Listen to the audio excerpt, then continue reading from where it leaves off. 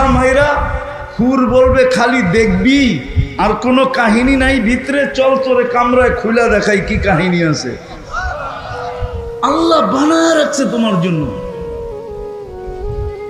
Daily 100 বার 24-14 তারিখ হবে। জুরদুন মুরদুন মুখালুন, মোষ থাকবে না, দাড়ি থাকবে না, চোখে সুরমা লাগানো থাকবে। ডেলি 70 হাজার আইটেম খাবে।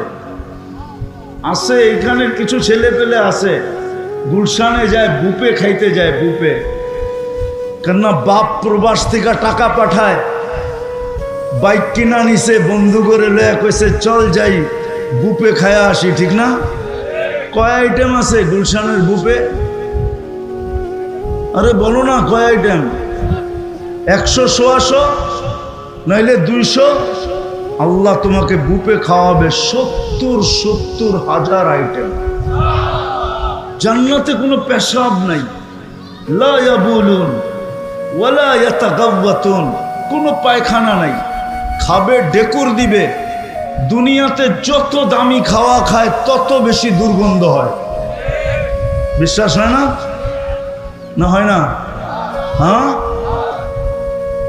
ঢাকা শহরে এত ড্রেন কিসের জন্য? কেলেগা দামি খাওয়া খায়, দুর্গন্ধ বেশি। গ্রামের মানুষ সাদা সিধা খায়, তেমন দুর্গন্ধ নাই। এই জন্য আগের যুগে কাঁচা পায়খানা ছিল, কোনো গ্রামে অসুবিধা হয় নাই, ঠিক না?